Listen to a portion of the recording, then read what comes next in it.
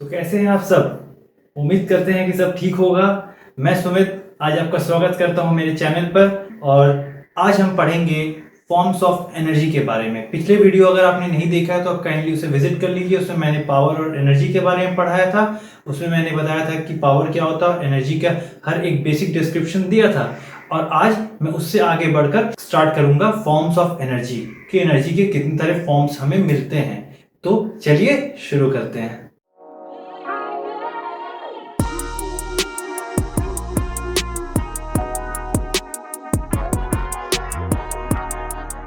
तो पहले हम लोग ये समझते हैं कि फॉर्म्स ऑफ एनर्जी होता क्या है। तो देखिए, फॉर्म्स ऑफ एनर्जी होता है कि हम जो एनर्जी को कितने तरह से देख पाते हैं, हमें ये समझना होगा पहले। तो देखिए, जब हमें कुछ गर्मी फील होता है या फिर हम समझिए किसी चीज को देखते हैं तो हम किस तरह से देख पाते हैं उसे, या फिर किस तरह से हमें हीट फील होता है, पहले ये समझना जरूरी है। तो देखिए, जब आप किसी गर्म चीज के पास जाते हैं तो आप उससे कुछ ऊर्जा महसूस करते हैं। ऊर्जा हो गई एनर्जी, तो फील करते हैं, तो उससे हम कह सकते हैं वो हीट एनर्जी है, मतलब एनर्जी का एक फॉर्म है। तो इस तरह से जब हम किसी चीज को देख पाते हैं अपने आसपास तो वो लाइट की वजह से होता है। लाइट अगर नहीं रहे तो हम लोग नहीं देख पाएंगे। अंधकार में हम देख सकते हैं क्या? हम नहीं देख सकते हैं। तो एक लाइट भी है, वो एक एनर्जी का फॉर्म है। तो इस तरह हम पढ़ेंगे आज फॉर्म्स ऑफ एनर्जी के बारे में।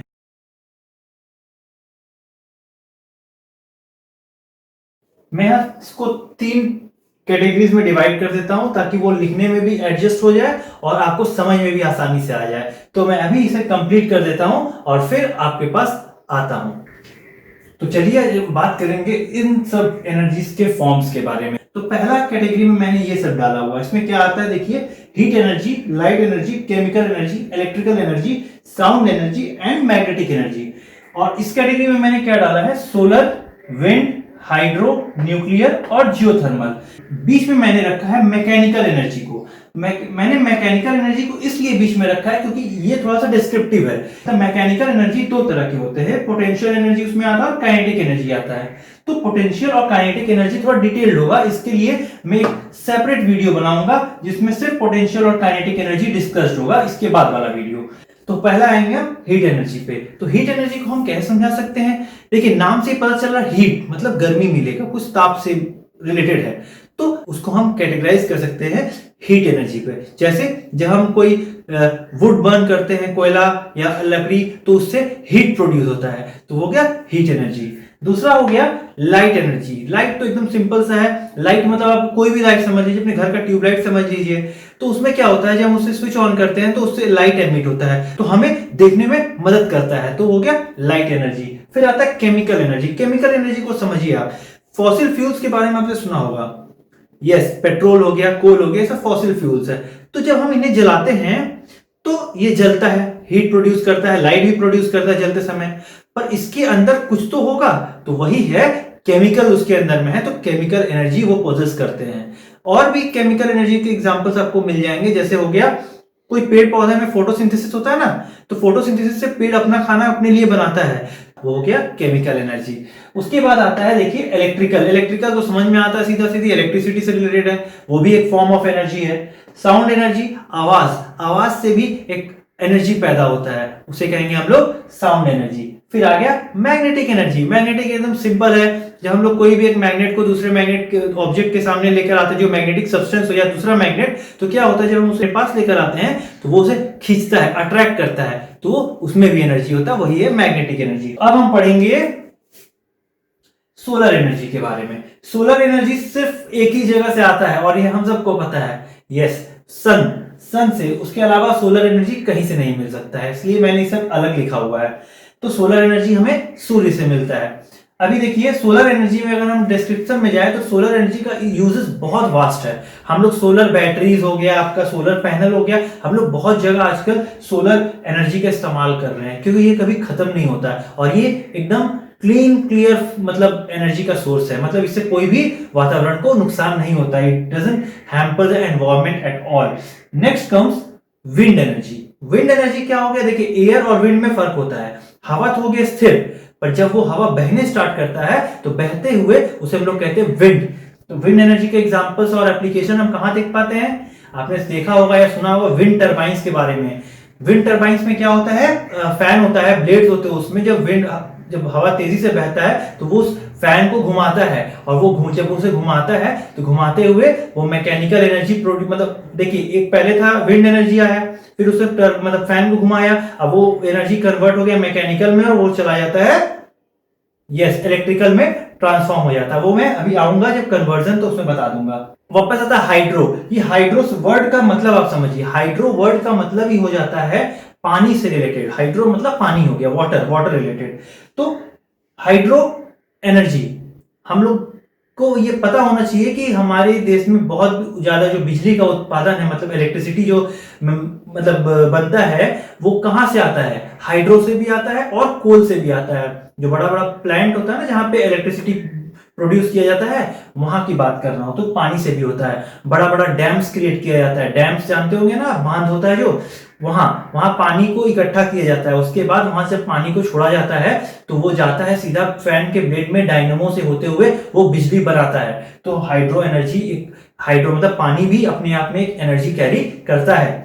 उसके बाद आएंगे हम न्यूक्लियर एनर्जी पे। न्यूक्लियर एनर्जी जो मैंने स्टार्टिंग में कहा था कि ये थोड़ा अलग है, ये मैन मेड भी हो सकता है और नेचुरल भी हो सकता है। तो पहले नेचुरल का बात करते हैं। नेचुरल हमें कहां मिलेगा ये आप सोचिए। जब हम सन और स्टार्स की बात करते हैं तो उसमें लगातार एक न्यूक्लियर रिएक्शन होता रहता है, चलता रहता है। वो न्यूक्लियर रिएक्शन कैसे होता है? या तो न्यूक्लियर फिजन या तो nuclear fusion.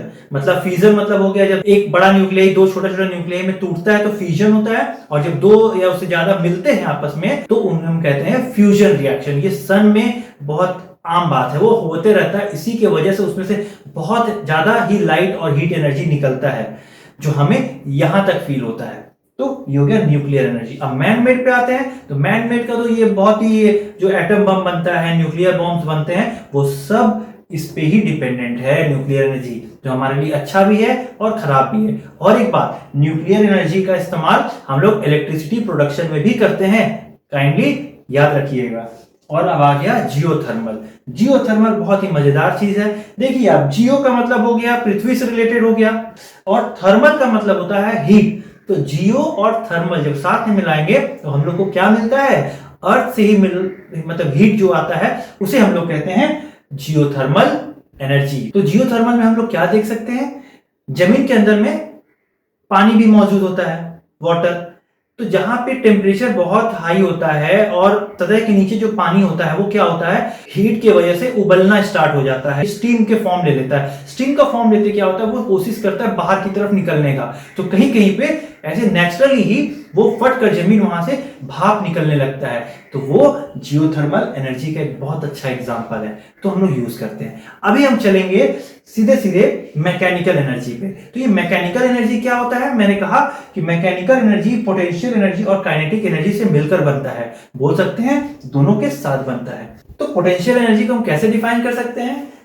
Potential energy may be defined as the energy possessed, मतलब बॉडी खुद में पोजेस किया हुआ है, एट रेस्ट, मतलब वो ऑब्जेक्ट जो रेस्ट पर हो, बट कंडीशन ये होना चाहिए उसमें या तो कोई पोजीशन होना चाहिए या तो कोई कॉन्फ़िगरेशन चेंज होना चाहिए। जैसे मैं आपको कहूं कि एक कोई ये पेन जब जमीन पे पड़ा रहेगा तो इसका पोटेंशियल एनर्जी कुछ भी नहीं होता, जीरो हो जाता है। पर अगर मैं यही पेन को यहां रख दूं और पूछूं कि क्या इसमें कोई पोटेंशियल एनर्जी है, तो इसमें पोटेंशियल एनर्जी आ जाता है। तो हो गया पोजीशन। और कॉन्फ़िगरेशन क्या होता है? सोचिए एक स्पॉन्ज हो गया, जब हम उस स्पॉन्ज को जोर से दबा देते हैं तो दबाने पर क्या होता है? उसका शेप चेंज हो जाता है, तो वो भी हो गया कॉन्फ़िगरेशन। तो उसमें भी पोटेंशियल एनर्जी आ जाता है। अब आएंगे हम लोग काइनेटिक एनर्जी में। तो काइनेटिक एनर्जी क्या होता है? काइनेटिक एनर्जी की जब हम बात करेंगे तो ये हो जाता है पूरी मोशन पे। जब कोई ऑब्जेक्ट मूव कर रहा हो तभी उसके अंदर वो काइनेटिक एनर्जी होता है। अगर वो ऑब्जेक्ट पूरा रेस्ट पर हो तो वो काइनेटिक एनर्जी नहीं पोजेस करता है। तो एग्जांपल हम क्या देख सकते हैं? एक कार चल रहा हो तो हो गया काइनेटिक एनर्जी। एक फैन जब मूव कर रहा हो तो वो उसमें भी काइनेटिक एनर्जी होता है। और इसका एग्जांपल ले ले पोटेंशियल एनर्जी का, तो कोई भी एक फ्लावर वास मान लीजिए ऊपर में रखा हुआ है शेल्फ के, तो उसमें पोटेंशियल एनर्जी होता है। आप कोई बॉल को लेकर छत पे गए और छत से आपने गिराने की कोशिश की, तो जब आप गिराने वाले हैं उससे पहले तक उसके हाथ में, आपके हाथ में है, तो उसमें पोटेंशियल एनर्जी होता है। अब ये दोनों आपस में कैसे रिलेटेड है? अब उस बॉल को आपने जब छोड़ा तो क्या होगा? जैसे आपने इस बॉल को छोड़ा तो बॉल नीचे की तरफ गिरने लगेगा। तो पोटेंशियल एनर्जी जो सबसे ज्यादा था उस वक्त, वो अब धीरे धीरे मोशन में आ रहा है, तो मोशन में जैसे ही आता है तो वो काइनेटिक एनर्जी में चेंज होने लगता है, और अल्टीमेटली जब जमीन पर गिर जाता है, बॉल रुक जाता है, तो उसमें पोटेंशियल और काइनेटिक एनर्जी दोनों जीरो हो जाता है। तो ये था डिफरेंट फॉर्म्स ऑफ एनर्जी। अब हम आगे जो पढ़ेंगे वो होगा conversion and conservation of energy.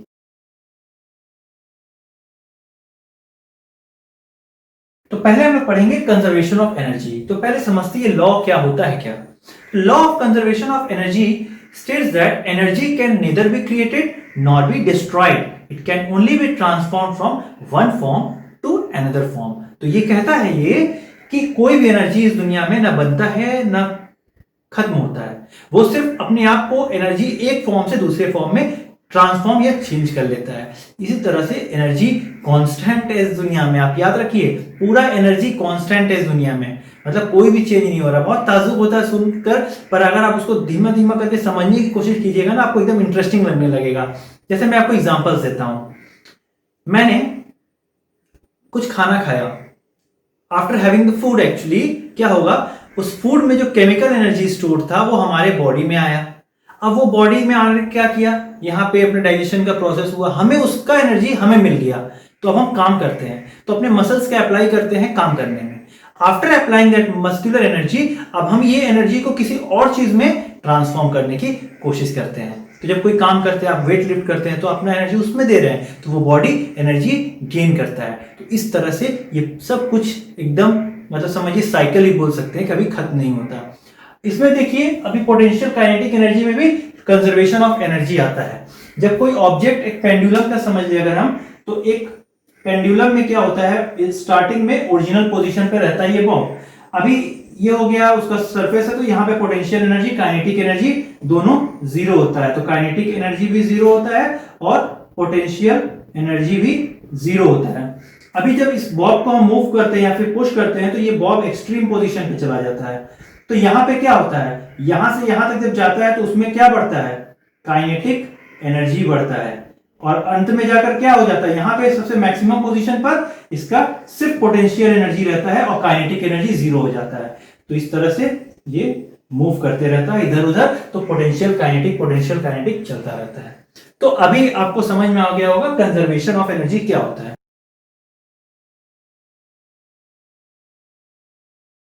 तो चलिए अब हम पढ़ेंगे कन्वर्जन ऑफ एनर्जी के बारे में। तो कन्वर्जन ऑफ एनर्जी क्या हो गया, जब एक एनर्जी दूसरे एनर्जी पे ट्रांसफॉर्म होता है तो उसे कन्वर्जन कहते हैं। तो उस कन्वर्जन में बहुत सारे एग्जांपल्स हैं। मैंने फर्स्ट में आपको एग्जांपल दिया था, जब कोल बर्न होता है, तो कोल बर्न होता है तो उसमें केमिकल एनर्जी रहता है, वो हीट और लाइट एनर्जी में चेंज होता है। दूसरा एग्जाम्पल देखिए मैं यहां से देता हूं, न्यूक्लियर एनर्जी।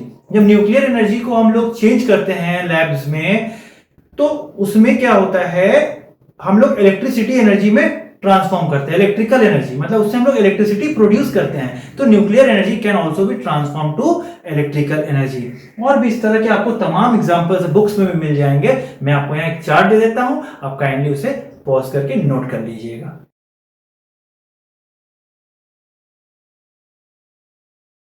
तो चलिए आज का क्लास यहीं तक रहेगा, जिसमें मैंने समझाया आपको फॉर्म्स ऑफ एनर्जी क्या है, कन्वर्जन और कंजर्वेशन ऑफ एनर्जी क्या होता है, और अगले क्लास में मैं आपसे मिलूंगा जिसमें मैं आपको समझाऊंगा पर्टिकुलरली पोटेंशियल और काइनेटिक एनर्जी के बारे में।